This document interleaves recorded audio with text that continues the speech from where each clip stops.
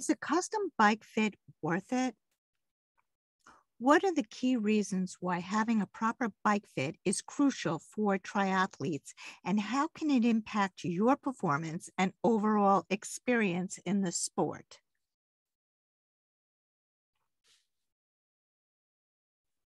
Is a custom bike fit worth it? What are the key reasons why having a proper bike fit is crucial for triathletes, and how can it impact your performance and overall experience in the sport? I'm Hilary Topper, and this is Hilary Topper on Air, the Endurance Sports Edition. Today, I have the great pleasure of speaking with Jason Williams, Retool Fitter at the Specialized Experience Center in Boulder, Colorado. Hi, Jason. Welcome to the show. Hi, Hilary. So can you tell our listeners a little bit about you and your background? Sure. I've been in the bike industry for my entire career, and worked in a lot of different elements of the bike industry, but most recently working as a sports scientist for Specialized, and part of that role is bike fit. I've been doing bike fit since the early 2000s, and have seen thousands of riders on bikes, from elite professionals to everyday sort of casual riders who just would like to be comfortable and happy on their weekend bike ride. So, the bike fit work for me is kind of covers that full spectrum from high performance work to, simply comfort and just feeling good on the bike.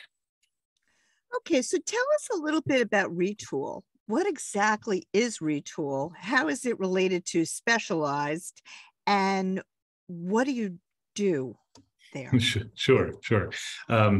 Retool is a sub-brand within Specialized. So Specialized has a number of brands within the company, Roval wheels and other elements that are part of Specialized. But Retool actually started independently as a dynamic 3D motion capture bike fit software. So the Retool software and hardware is capable of measuring the rider's position in space dynamically while they're pedaling, and giving the fitter and the rider dynamic real-time feedback, how that rider is moving, how that rider is pedaling in space. And ultimately what that does is it gives really rich insights about what changes might benefit that rider. So it gives the fitter and the rider data-based feedback. So this is, really very precise measurements. We're accurate to the millimeter. So we can measure the knee movement, within a millimeter tolerance, and actually determine whether a change is appropriate for that rider to help either reduce pain and injury or optimize for performance and race speed and performance benefit. Okay, so let's talk a little bit about a bike fit.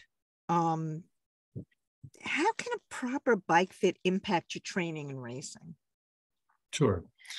Well, for your specific topic here, we'll stick maybe with triathlon a little bit more, just because that seems to be the kind of the umbrella topic, and so I'll focus a little bit on triathlon. For triathlon, obviously the training volume and the training intensity can be substantial, and I think many triathletes can sometimes hover on the edge of injury or have the potential for injury just because of the training volume.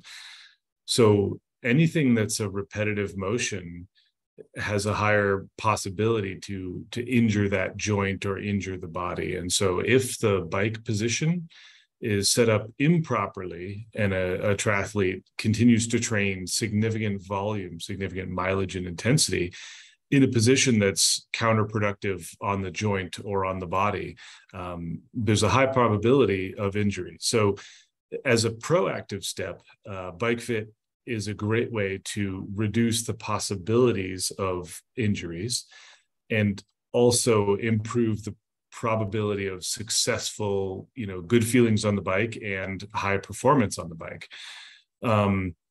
As an intervention, bike fit is one of the most obvious ways, apart from seeing a physical therapist and seeing your doctor. If you have an injury, and it may be associated with the position on the bike. A bike fitter is trained to deal with, trying to remedy or resolve some of the common injuries that would occur during a bike or during high intensity or high volume training. So let's talk a little bit about some of the common injuries that you would see from an improper bike fit. Like, I know for me, my hands get numb, my feet get numb, my butt gets numb. Is that normal that you see, or are there other types of injuries that you see?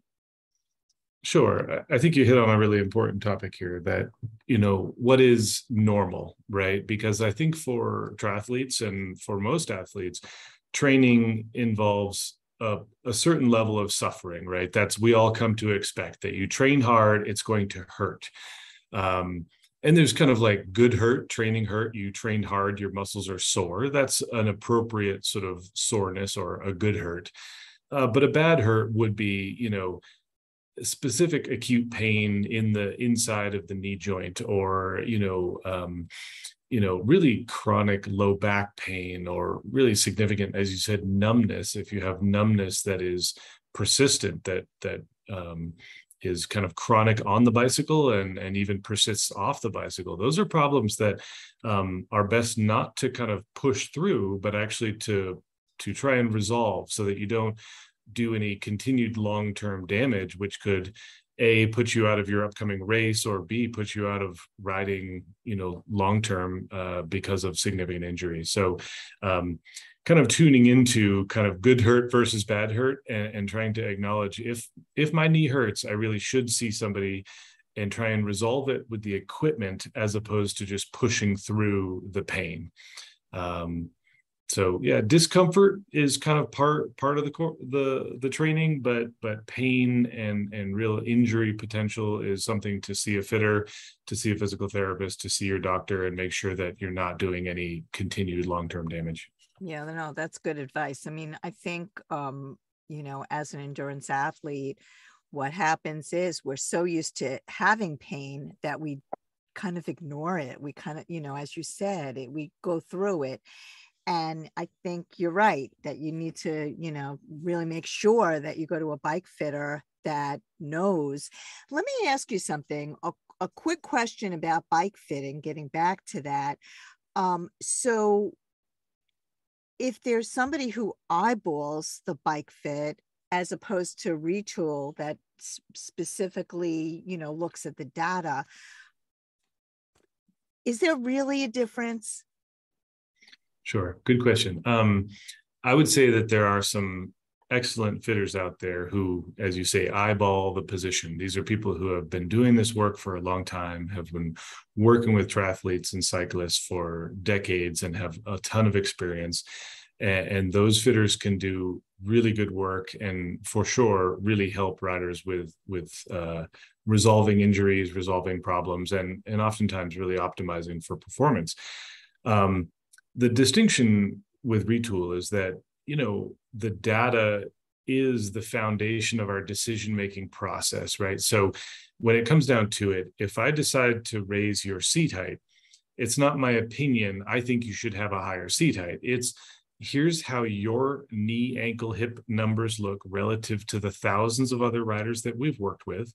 And we can sort of scale that and say, okay, you're in the highest percentile of this number, or you're in the extreme range here, and it's associated with your complaints or your pain. Let's say you have some knee pain and your seat's a little bit low, and the data confirms that your seat is lower than most anyone else I've ever seen. Then I'm going to say the data confirms, your feelings confirm, the injury confirms. I think based on these factors, we should raise your seat height. So the data informs our decision-making process. And, it doesn't entirely tell us how to do the fit, but it gives us a really well-founded, statistics-based approach to making appropriate decisions in bike fit, as opposed to my opinion.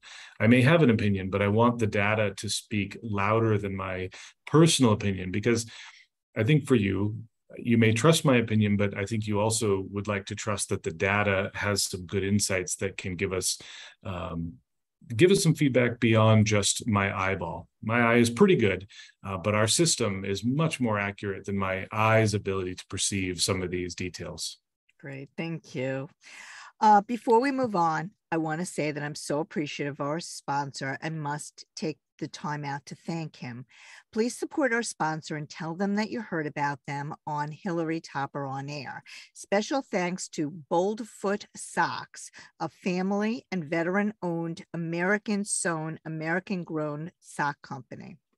Now back to you, Jason. So we're talking about Retul and custom bike fits and why they're important. Can you walk us through the process? Like, what happens when somebody gets a bike fit?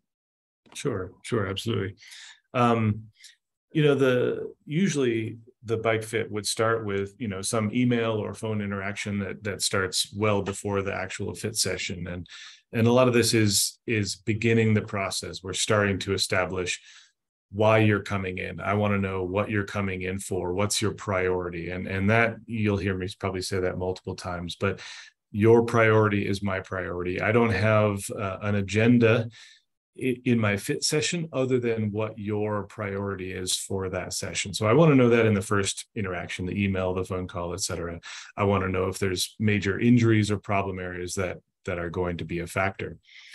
But then ultimately, when you do come into our studio, it's a pretty full examination of all of your equipment and your body. So ultimately, we want to know, like I said, your injury history. Did you break your collarbone in a race in 1996? Have you had low back pain that's been problematic for 10 years? So we really want to get to know the rider and, again, find out what the priority is for the session. If you come in and you complain about low back pain and I spend the whole day working on your shoes, you're going to leave thinking, okay, but he didn't listen to what I was asking for. And so I really bring the entire session back to your main priority. And so, yeah, that involves a pretty substantial assessment of flexibility and range of motion. So we are going to look at hip flexion, hamstring flexibility, joint mobility, strength and balance, stability, all of the things that your body brings to the bike. And then, of course, we're going to look at the bike and measure the bike accurately. So the Retul software has a digital measurement tool where we can actually map the bike in 3D and measure all of the elements. So not with a tape measure, but actually measuring it with a digital scanning tool. So very precise measurement of the bike. Because ultimately, when it comes to the bike fit, we're trying to bring the bike to you, in a sense. We're trying to match the bike to your specific physiology. There is an element of sort of coaching and observation and technique where you may also move to the bike. So it's kind of this meetup in the middle where the rider moves to the bike and we move the bike to the rider. So we generally, after we've measured the body, measured the bike, we then have the rider on the bike, and we actually take a bilateral three-dimensional motion capture. So we actually have markers on all of the primary joints on the body. So the wrist, elbow, shoulder, hip, knee, ankle, and foot. And we're measuring those joint angles and segment lengths in real time as you're pedaling.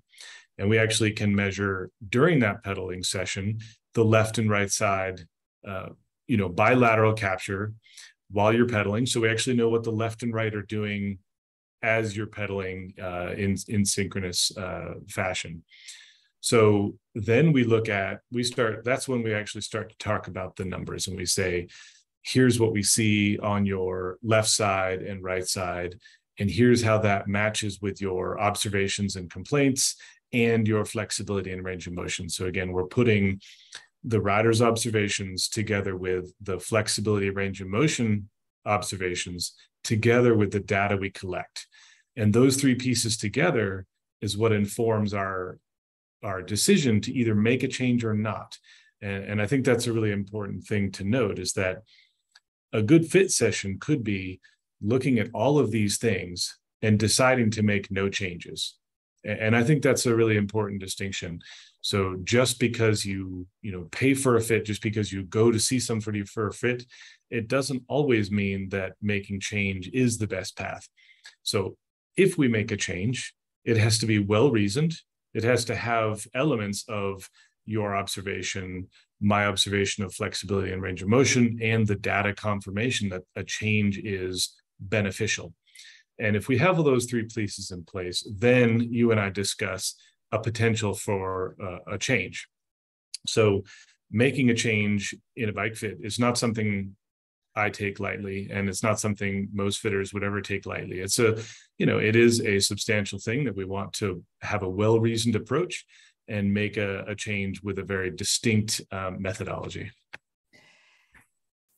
Very interesting. Do you have any case studies, like just a quick case study about how you've helped an athlete get faster and stronger on the bike from one of the custom fits? Well, that's a good question. Specifically, it'd be hard to call up any one particular, but there's plenty of case studies where an athlete has come back from a major or traumatic injury, like a substantial injury that could be, let's say, career-ending injury for an athlete, and that athlete needs the confidence to come back to the bike with confidence to say that, yes, I can pedal this safely. I'm going to be able to train. And so bringing an athlete back from a potential career-ending injury is super powerful, because you can actually make sure that they have, the mental confidence and the physical confidence to pedal that bike and begin training and come back to their previous form.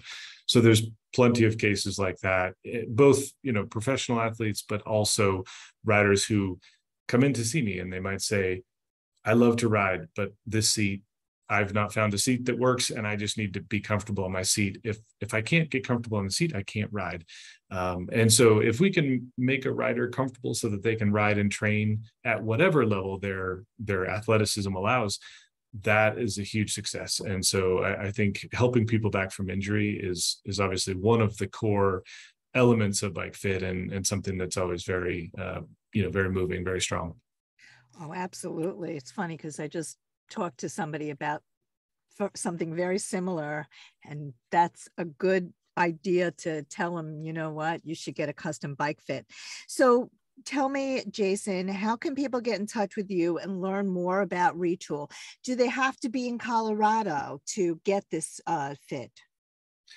No, not at all. So that's the nice thing about the Retul software and the Retul training, is that we actually have a small army of Retul fitters all over the world, actually. So we have a global network of Retul fitters, certainly a lot in the US, but we have fitters literally all over the world. And what's nice is they all use the same data that I use internally. Now, I work at sort of the Retul headquarters, so I have a little bit of a peek under the hood, so to speak, as far as where some of the data comes from and where some of the software is developed. But we train our global fitters to use the same methodology, to do the same flexibility, range of motion testing, to understand and process the data the same way. So the Retul website is a great resource where you can actually find a local fitter. So you can find a fitter in your region by zip code and find a local fitter that does use Retul.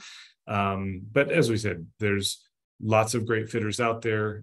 Retul obviously is something close to me, and I think it is one of the best ways to really understand what's happening with a rider in real time.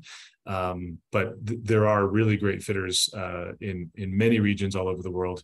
Sometimes it may take a bit of a drive, I would say, or a little bit of an effort to find a fitter, because I think just because the fitter's closest, you may, look to find referrals and find a fitter in the region that really gets, high marks from your friends and colleagues. You want to know that you have other athletes that you trust that have worked with this athlete. And so I think that referral network of friends and other athletes that is the best way to find a fitter in your region that is in good standing and can do a good job for you.